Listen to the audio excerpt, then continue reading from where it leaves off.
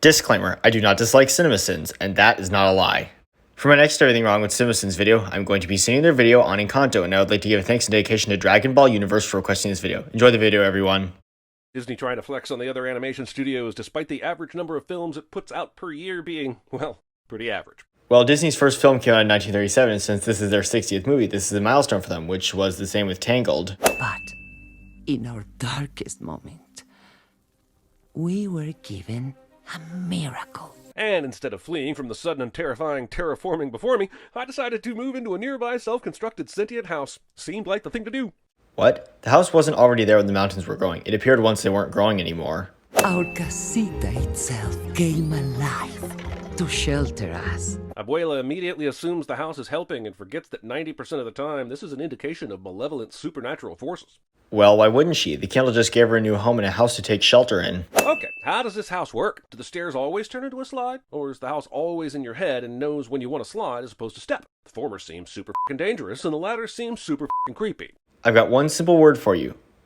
Magic. I'm only part of the amazing Madrigals. The amazing Madrigals are not a family of trapeze artists in this movie. Well, yeah, because that's never brought up in this movie. Who's all the amazing Madrigals? These f***ing kids seriously don't know who the Madrigals are? This entire community is built around this house and the magical people inside it. How do they even know enough to ask about the gift ceremony tonight if they don't know who the damn family is? Well, it's possible that they don't know much about the Madrigals, and they're also asking so that we, the audience, can learn who they are. Oh my gosh, it's them! Them who? A couple of minutes ago you didn't have a clue who the Madrigals were. Well, if you were paying attention to the movie, you know that Mirabel was telling them about her family before singing. I can't remember all but I don't know who is who. I'm not surprised. Mirabel decided to answer these children's questions by running through the house and singing a song that none of them were able to hear. Well, it actually isn't until Mirabel shows the kids the picture of the Madrigals in the town that she starts singing about their powers. Mirabel is singing about how her dad and uncle married her mom and aunt and claims that those marriages are how Abuela became an Abuela.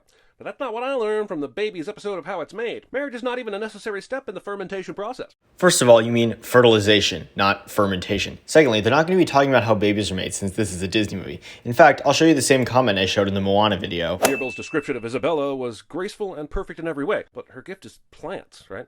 I mean, plants are great. I love plants, but how does that equate to grace and beauty? Because Isabella is described by the family as perfect, which is something she actually doesn't want to be. Also, Mirabel sings about strength and beauty as if the two are mutually exclusive. Has the movie not been to Themis Marinesky? All Mirabel's doing here is describing Luisa and Isabella based on the gifts, which is strength for Luisa and beauty for Isabella. In a small village, Mirabel goes into rhythmic detail about her family, but speeds past any explanation regarding her father's contribution to this town, and why his job affords him the time to chop wood in 2 out of the 3 pieces of this suit. Well, the topic of this song is the powers of the Madrigals, and because Augustine and Felix married into the family, what they do for the community isn't talked about. This musical sequence was so entertaining that I'm not even upset at the volume of exposition I just got cramped down my throat, but I am upset that I had to watch it 5 times to catch all that info. Why did you have to watch it 5 times to get the info? Oh, it's because you weren't paying attention the first time, wasn't it? Oh, Mirabel didn't get one. Thanks, Dolores. For a moment I wanted to blame Abuela pretty hard for making Mirabel feel like an outcast, but like this clearly shows that the whole family is complicit. The problem is that by the end of this thing, the movie wants us to believe that Abuela Alma was the only one that needed to learn a lesson.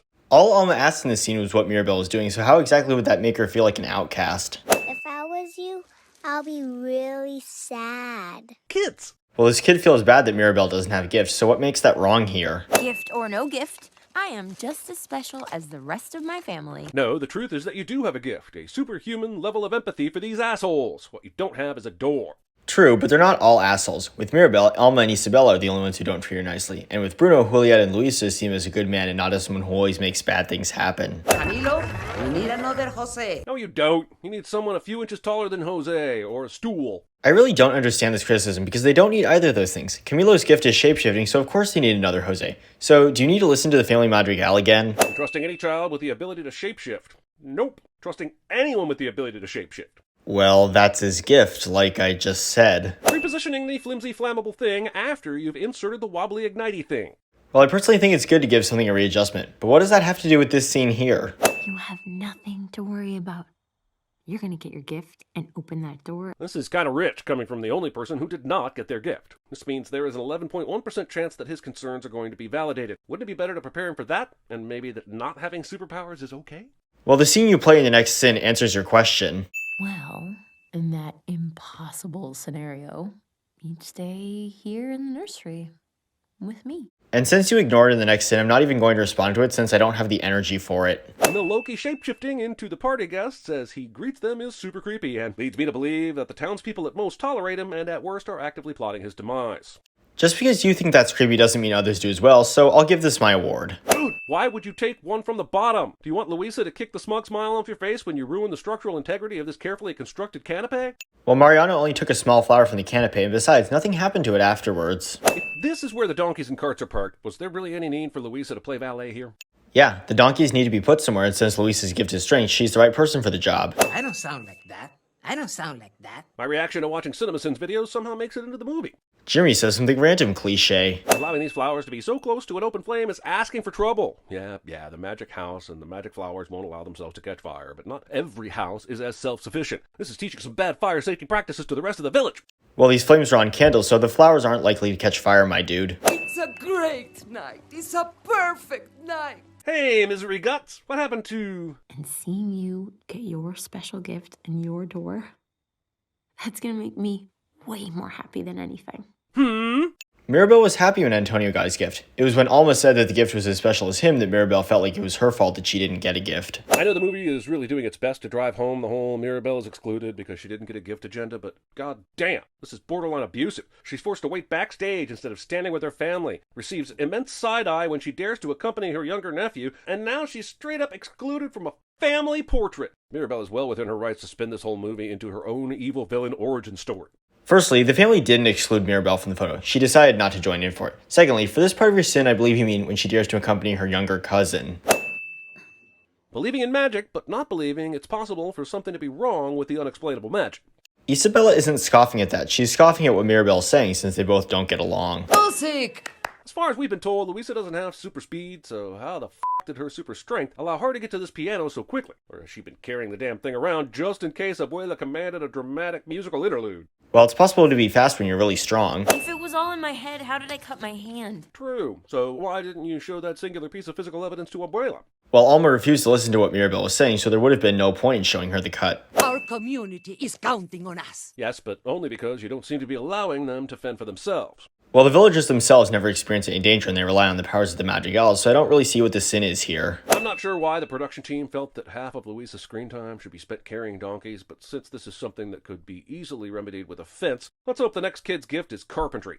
Well, for this scene, Luisa needs to be carrying the donkeys in order to put them back where they belong. You're gonna make me drop a donkey. Bathroom humor. I don't think that was intended as bathroom humor, my dude. Okay, Bruno's gone into hiding, but why would his door be dark? He still has his powers, right? And how was this not a screaming clue that perhaps everyone shunning Bruno was the first sign of the magic fading? The reason why Bruno's door is dark is because he hasn't had a vision in 10 years. This is why later in the movie, Bruno's door lights up when he has the vision in Antonio's room. You can't help in here? The house conveniently can't help in Bruno's room because of Article 3, Section 5.4 of the Encanto contract, which states that all casitas are equally bound by the no talking about Bruno clause, and that if a casita were to assist in any unsanctioned ventures into Bruno's room, such actions would be by proxy a nonverbal acknowledgement and considered as such to be the same as talking about Bruno. Actually, the movie establishes that Casita isn't able to help the magic elves in any of the gift rooms, so this isn't limited to just Bruno's room. Everyone thinks it's a deep dark secret as to why Bruno left, but not a single person considered that it might be because this room sucks ass. Sure, it's cool for adventures, but imagine a teenage Bruno bringing a girl back here. You really think that ever worked out for him? But we never see that in this movie, so why is this a sin? Nope!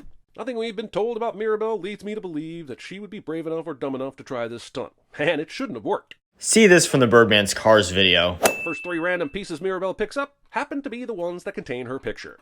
Pointing things out on the screen. This entire Bruno's cave sequence is so Aladdin, I'm half expecting a magic carpet to sass Mirabel to safety. But the difference between this and Aladdin is that Mirabel is being surrounded by sand while there was lava all around Aladdin in the Cave of Wonders. Basically, what these people are saying is that the stuff Bruno predicted came true, which, and please forgive me if I'm mistaken, is his f***ing gift, right? Not his fault that the stuff he is seeing turns out to be bad. The shit that happened to these people were either self-fulfilling prophecies or totally out of theirs and Bruno's hands. The real sin is that everyone in the village is on the wrong side of this argument. You're right that it's not Bruno's fault, but what the movie seems to be establishing is that the villagers don't quite understand how his powers work. So they think that Bruno makes bad things happen since the futures that he sees are usually not good. I know. She's gonna tell everyone. But why does she immediately tell everyone? Yeah, she has great hearing, but do we know that she's a big gossip too? But Dolores doesn't immediately tell everyone. During the dinner scene, she tries to keep it in until she finally blurts it out. I can't tell if Dolores is holding a secret or holding a fart. And, well, the resulting game of telephone does serve to create tension and drive the whole blame Mirabel narrative, it also destroys any ideas I had about this family actually loving each other and reminds me that I have no idea why I should care about any of them losing their powers. For this sin, I'm just going to respond to the first part. If you were paying attention to the part that you previously seen, you'd know that Dolores is trying to keep the secret of Mirabel finding the vision. What is happening? Honestly, who the f*** even knows? Well, the family was just being told whispers about the vision, so it's not like no one at the dinner knows what's happening. What did you do? Why are they all mad at Mirabel? Julieta is the one that caused all the rain. She has just as much control over the weather as Mirabel has over the cracks in the house. Julieta's gift is making healing food, so you mean Peppa is the one that caused all the rain. So I guess listening to the family madrigal 5 times wasn't enough for you, huh? So Bruno has a vision about the Encanto being lost, the house breaking, and it all linking back to Mirabel somehow, and his reaction was to go into hiding and hope the vision didn't come true. Did he really believe those visions would only come true if he hung around? Would it have been more selfless to take another hit to his own reputation, stick around to figure out the vision and get ahead of it? What are you talking about? That's not why Bruno left. He says the vision's answer was not there, but since others believe that he makes bad things happen, he knew what they'd think. So he left so that Mirabel wouldn't be blamed. Come on, man, you really gotta start paying attention. I need a big open space. We'll find one. Where? Antonio saves the day by letting them use his room, but we're all left to wonder why Bruno can't just do this outdoors. He probably wouldn't want to do it outdoors since people still think that he's a bad omen. Sure seems to be a lot of steps to Bruno's gift while everyone else can just kind of make shit happen. How did he learn that he needed an open space, sand, and whatever these leaves are to see into the future? Because he would have learned how to use his gift as he grew up. Oh, your sister. That's great. Why is Mirabel mad? This is great news. Okay, Isabella is a little obnoxious, but no more so than losing your family home and the plethora of magic gifts that go with it. Shut up and hug the girl. Wait, how did you misspell Mirabel on your yellow text but spell it correctly on your white text? What the? Movie veers so close to horror sometimes that I'm thinking the editors must have had a version where Mirabel is Next. Isa? disrespecting your sibling's privacy by knocking on their door after you've entered their room. No wonder everyone hates Mirabel. Like I said earlier, it's only Alma and Isabella who treat Mirabel differently. You have to stop! Why is Abuela so determined to be mad at Mirabel? I understand that her past trauma is motivating her to go to extreme lengths to protect their home, but can she not see that the cracks are gone, the candle is bright, and her granddaughters are happy? Well, when someone's blinded by something, they usually aren't able to see something else. Kind of like this scene from The Princess and the Frog. Well, Miss Froggy, do you understand what you need now, child? Yes, I do, Mama Odie. I need to dig a little deeper and work even harder to get my restaurant. I will never be good enough for you, will I? Damn it, Pixar, I will turn this video around right now if you don't stop making me feel things. Oh, that's right, this isn't Pixar, it's Disney. I should have known that by the fact that it released in theaters and was marketed well. So if you knew that this is a Disney movie, what was the point of saying it was from Pixar? I thought we would have a different life. Skip! Giving that sin to this part of the movie, that's worth these many sins. The song in this scene is great. In fact, all the songs in this movie were great. I'd even say they deserve multiple sin removals, but I'm adding one instead, just because of how mean everyone was to Mirabel. Wait, so if you like this song, then what was the point of the previous sin? Also, sinning something you like. Wait, what was Luisa's gift again? It was super strength. Come on, do you really need that explained to you? I think it's everyone in town. A town of people that have been totally dependent on a magic family to provide for them for a generation or more, but also somehow has enough skills to rebuild a structurally sound house. Yeah, so? Dolores, I see you. And I hear you. Oh, Disney. Missed it by that much. This is not how doorknobs work. And here's the end result, everybody. This in total was 506, and the sentence will be Fading Miracle. Thank you for watching, everybody, and have a nice day.